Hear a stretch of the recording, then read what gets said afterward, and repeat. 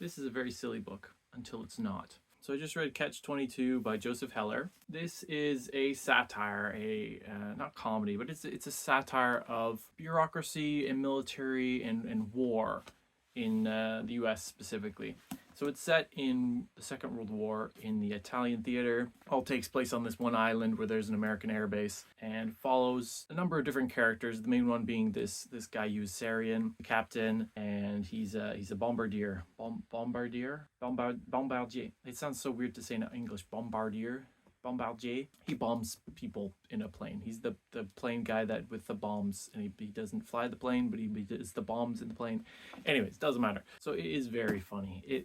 It's absurd humor. It's characters following this flawed logic to its disastrous end over and over and over again. The dialogue is hilarious. The characters are hilarious. It is a great book just in that regard. Now, I did feel that it was kind of dragging on about halfway through because I felt like it's just sort of the same thing over and over again. We're just meeting these funny characters and funny things are occurring, and that's it. There didn't seem to be any plot.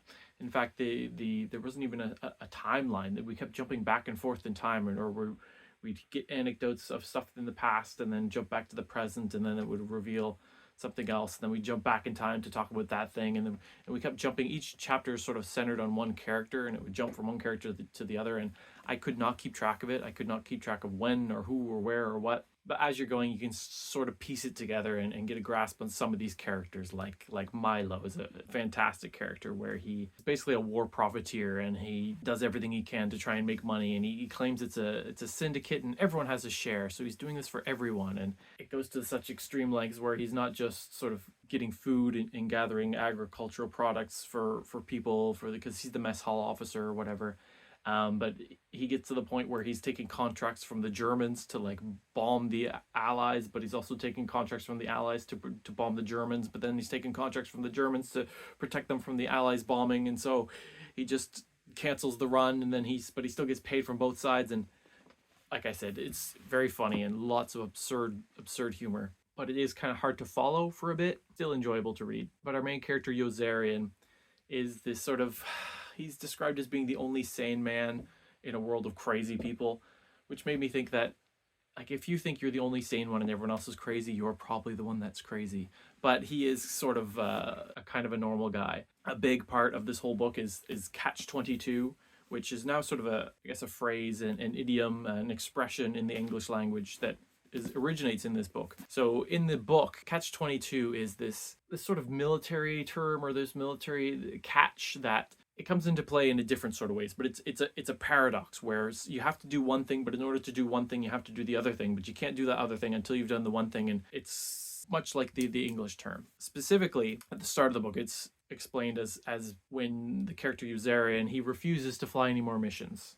He's flown so many missions throughout the whole course of the book. It's kind of the only way that you can determine the timeline of the book, is that it starts out that he needs to complete 40 missions or something. But of course, once everyone completes 40 missions, they extend it, say you need to do 45 and then 55 and then all the way up to 75. And so he's completed his missions and he just wants to go home. So he goes to his superior officers and he's like, hey, just send me home. And they're like, well, we can't send you home now. Catch-22. And he's like, what do you mean Catch-22? And if someone claims that they want to go home and they refuse to fly more missions, then they are deemed as being sane and totally normal. Because of course, why would you want to fly more missions?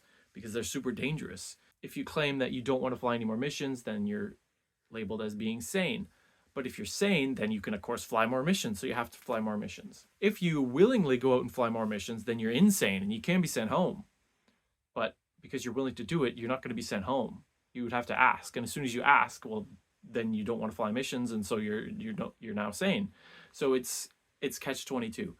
You have to be insane in order to fly, but if you're insane, then you don't have to fly. But if you don't want to fly, then you are sane, so you have to fly. Crazy. The whole book is filled with stuff like this. And it is a long book, so like I said, about halfway through, I was like, okay, there's not really a plot. It's just sort of these little anecdotes about these silly little things about war, which if you have been in a military, specifically probably the U.S. military or any military, I'm sure you would get so much more out of this than I did. Lots of mocking the bureaucracy and the stupidity of a lot of things in the war. But beyond that, I was like, okay, what else does this book offer? And I got my answer in the second half of the book, when it gets really dark but continues to have that sort of satire, but that satire becomes sort of more scathing and more on the nose towards the end of the book, where it's shown sort of the horrors of war and the actual loss of life and dignity, and the suffering and everything that goes through war is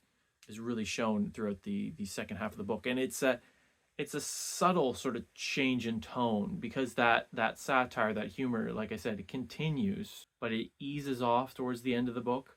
And whenever it comes out, it is like almost a spiteful sort of humor. Like, for example, there's one scene where one of these men rapes this woman and locks her up in his closet until after curfew. And then after curfew, he takes her and throws her out of the window of this multi-story building, and she falls to the ground and dies. And Yossarian comes and says, you just murdered this woman. What did you do? Like, the police are going to come for you. They're the MPs. They're going to arrest you. Like, you just took a life. This is horrible. And he's like, well, technically she's outside, isn't she? And it's curfew, so she's the one breaking the law because she's outside after curfew. Ha ha ha. And like laughing about it and making jokes. And then the police show up, or the MPs show up, and they instead arrest Yossarian because he's absent without leave. And they leave the guy who murdered this woman. So like stuff like that, where the humor is still there, but it's very much like becomes a criticism of not just the ridiculousness of bureaucracy in the military, but a criticism of war itself. And this was written in the late 50s, published in, I believe, the early 60s, 1961. So the Second World War would have been fresh in many people's minds. I mean, the First World War, there would have been people that would have had memories and served in that war as well. So this topic and would have sort of been more universally, people could have related to it more universally than now. What I mean, like, which is a good thing, that we can't really relate to war as much now. But yeah, that second half is when I really was like, oh, this is a really good book.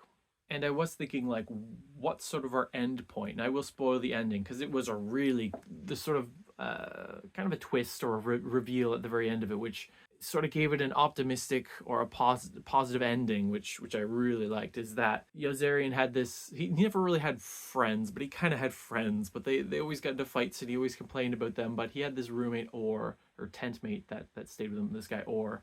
And Orr was like always known that he would always get shot during every mission, but he would always land his plane successfully, usually in the sea, and then have to get picked up. And just before this one mission, Orr kept saying, hey, Yossarian, you gotta tell people that you'll fly with me. You gotta like get it switched around so you can come fly with me. And Yossarian's like, no way, you get shot down every mission. I'm not flying with you. What are you, crazy? I don't want to die. And Orr's like, come on, Yossarian, you gotta fly with me, buddy.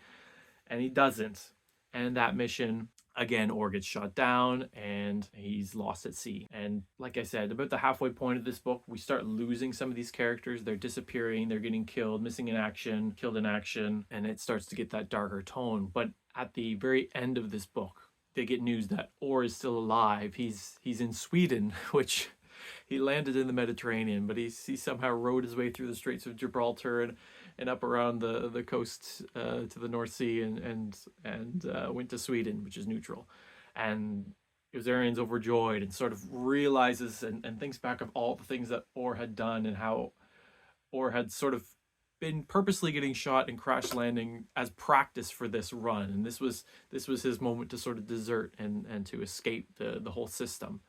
And so that's how it ends with Yossarian getting on a plane and fleeing to Sweden as well. So yeah, I won't go into any more detail or explain any of the jokes or anything, but you should read it just because it's funny, but the message that it sort of tells through this humor about the horrors of war and whatnot. But it's not really like on the nose horrors of war. It's subtle. It creeps up on you, and if you're like me and didn't know that it was coming, it's so impactful. But of course you will know it's coming now because I just said it. But I do think it still is a bit too long. It's like 450 pages. It's a very big book, and I felt like because there's so many different characters and they're not explained. Like, I want a dramatis personae where I can sort of see the characters, or like maybe an infographic explaining, okay, here's this character and this is all the things that they've done, and maybe on a second read through it would make more sense. Or there is, I see on the cover it says a Hulu original series coming soon. So maybe there is an adaptation of it. Honestly, I think it would make a great adaptation. There's a lot of sort of hard cuts in the narrative that, like, one paragraph to the next paragraph, no line break, no nothing. It's like a hard cut. It goes from one scene to the other, where one character will say something and it will cut to the other character saying something back to the first character, like in a very hilarious way that I can visualize that in sort of a movie or a television format would be very funny, but it kind of makes it hard to follow. Like, for example, the one thing that stood out to me was that there's this one guy's tent that has like a hole cut out of it because the clear plastic from that hole was used for an eye patch. And then later it talks about this guy who's got a clear eye patch on. And then later it talks about how there's this one guy who's giving roses out to the Americans as they entered Rome, and how this one guy threw a rose at this major and it stabbed him in the eye. And so the major needed to get an eye patch, but he wanted to still keep his binocular vision. So he said, make the eye patch out of transparent material. And that's so this one other guy went and cut a hole in the window of this guy's tent to use the material to make the eye patch.